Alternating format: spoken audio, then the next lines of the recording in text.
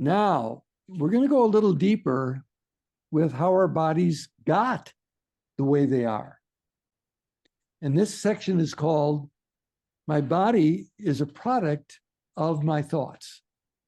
And I am the creator of my thoughts. So we can say, well, mom told me I should be a good boy. Dad told me I shouldn't cry. And we can spend our life blaming others. And of course, who are the main targets? Our parents, for the way we are. But the fact is, we are choosing the thoughts that we want to perpetuate. Go ahead, have a thought right now. Any thought you want to think, go ahead, have a thought. All right, now have a different thought. Change that thought and have a different thought. This is just an experiment. Okay, who chose those thoughts? That's obvious. All right, we're the court of last resort into the thoughts that we choose and that we keep in our life. I'm not saying it's a piece of cake to be able to change our thoughts or our belief system. That's work we did last time in the spiritual psychology seminar. We know that there's layers of these thoughts, and there's things that go down, and we can discover the contents of our mind. We've played that game already. We're going to come at it a little different way today, because the fact is we think 50 to 60,000 thoughts a day. That's a conservative estimate. And most of them revolve around similar themes. You know, it's like, I have trouble with daylight savings time. I hate daylight savings time. Or I like daylight, you know, it's like our mind likes variety. So we'll have a whole variety, but they'll clump together around the same themes. So we're going to look at the patterns of these themes.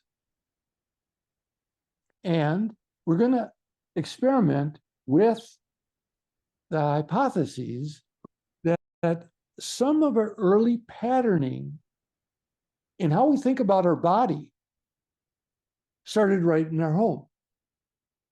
It's not a great stretch of imagination to think that, but we're going to dig a little deeper with it right now. Again, not to have ammunition either against ourselves or our parents, but we're just going to look at, and I've done this exercise many times over the years, and every time I do it, I find little nuances in it.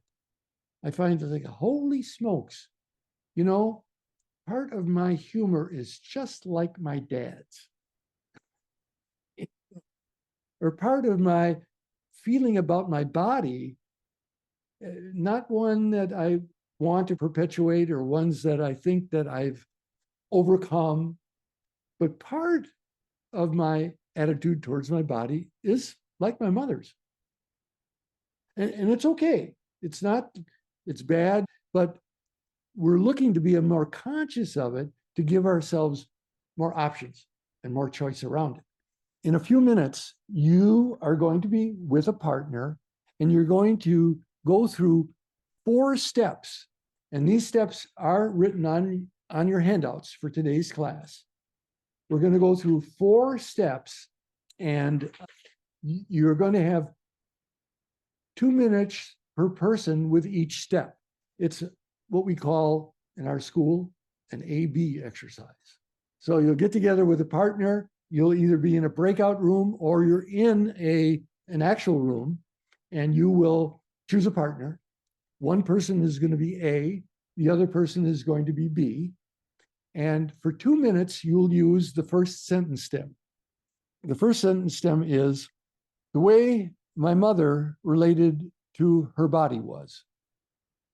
The way my mother related to her body was, she mistrusted taking any medications. B says, thank you.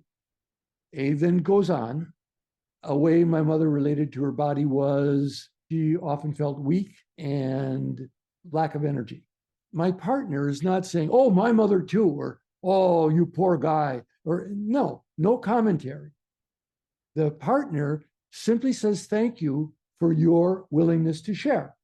All right. And I keep going. Now, I might say after a minute, I might say, I can't think of anything else. No, then's when it gets juicy. Then's when the A-B exercise kicks in. Then you say the sentence stem again and you listen and say what comes out your mouth. It may surprise you. It doesn't have to be congruent with what you said before. I might say, and the way my mother related to her body was, she was quite courageous when she thought she was right. She wielded a heavy stick. So it doesn't have to be logical at all. You just say what comes out of your mouth for 2 minutes. Then at the end of that 2 minutes, we switch and B becomes A and A becomes B, and that person goes for 2 minutes. I'm begging your pardon. I forgot one important piece here. That's okay, I can forgive myself. You're going to alternate between your mother and your father when you do this exercise. So the first thing I say is the way my mother related to her body was. And then the second one, my way my father related to his body was.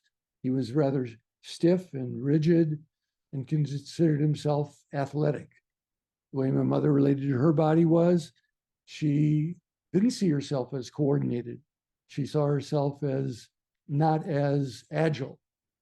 The way my father related to his body, and meanwhile, my partner is saying yes. So I go back and forth between mother and father. Say that you had a surrogate parent. Parent died when you were 3 months old, and so your grandmother served as your mother figure. Well, you can use that. Or there may be a time when your parent did leave, divorced when you were 6 years old or something, and you can still use your memories of that person, their absence. They're not showing up for you or whatever. So you get to choose, but you go back and forth when you do the number one. In fact, all these exercises, you're going back and forth. So for 4 minutes, we use that sentence stem the way my mother related to her body, the way my father related to his body. Then after those 4 minutes, we go to sentence stem number 2. How I relate to my body in the way my mother related to her body. I relate to my body in that I don't like to be examined by doctors. This is actually the truth. The way I relate to my body, the way my father related to him, is I like to think of myself as coordinated and athletic. Okay. Partner says, thank you. The way I relate to my body, the way my mother related to her body. Now, we're digging a little deeper here because many of us have bad parent, good parent. Everything about this parent was good, everything about that parent was bad. We're breaking through that. We have combinations of both, okay? And you're going to have to dig a little bit with it. Say what comes out your mouth, especially when you get to, I can't think of anything more. That's when it's most important. You just say the sentence and say what comes out, even though it surprises you or shocks you. Now, sentence stem number 3, because by this time, you generally, if you're really doing the exercise, have got quite a fund of stuff there that you're recognizing and realizing. And so sentence stem number 3 is, I now forgive myself for. Maybe I now forgive myself for believing that I'm just like my father. I now forgive myself for believing that I can't change my patterns with my mother. I now forgive myself for believing that I'm not as strong as I should be. It doesn't have to relate to those first 2 exercises, okay? It may well. And you may not even know why it relates to those first 2. But you just say genuinely, and don't just say a bunch of stuff like, that sounds good. If you say, I now forgive myself for having a problem with my anger, and you don't really forgive yourself for, for having a problem with your anger, take a breath. Think about it. What would it take for me to forgive myself for having a problem with my anger? And then say it. Your partner just says, again, thank you each time.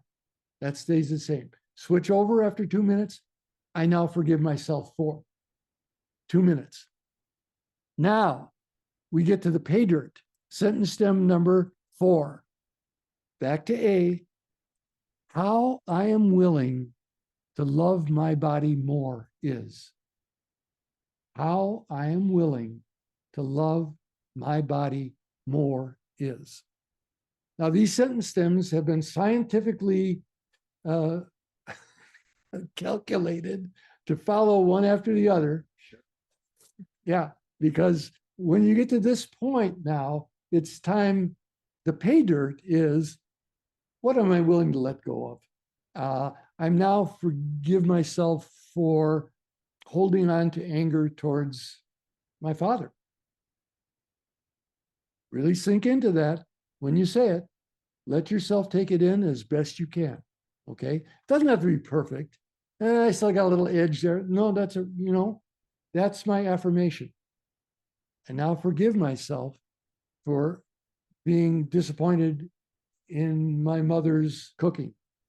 Whatever comes out your mouth, you say it 2 minutes, and then your partner goes at it and they say, and you don't have to be afraid of being a copycat. My partner said something that's true of me, but I can't say that. No. All the better. Your partner may have not been an accident, how they got chosen for you today. And it may be quite synchronous that you have some issues that are similar, and you inspire one another to levels of forgiveness. 20 minutes, we're back, having felt like we just dumped a great bunch of stuff we don't need. You might be surprised at what you can accomplish in 20 minutes. And let's have a good time with this. You just keep saying what comes out for you, uncensored. Okay? We'll see you in 20 minutes. My relationship with my father, he has very distinct body mechanics that he uses when he is angry and when he is upset. When he gets upset, there's this kind of control and power thing that he needs to do to feel like he is dominant in a situation and that he has control of the situation. So he'll call me over, like when we're in a disagreement, he'll call me over and tell him to come to him. And for the first time the other day, like really intentionally and calmly, when we got into a disagreement and he was using these same things, and I had to remind him, hey, I'm 25 years old. But anyway, I stood my ground and I said, yeah, I prefer, if we're going to talk this out, I prefer to stand right where I am. I don't need to go right in your face. Every time we come into each other's face and we get close, as men, we get a little anxious when people do that. So like, I knew that, and I knew that he hadn't worked through that just yet as well. So I stood my ground to better diffuse the situation, and it did help, and it got rid of the situation faster. Now, did the situation resolve itself? I don't know, but I know that I did what I had to do using my body and using my voice to show that I know very well like how this energy can be transmuted if people aren't on kind of the same level of that. Thanks, Luan. Thank you.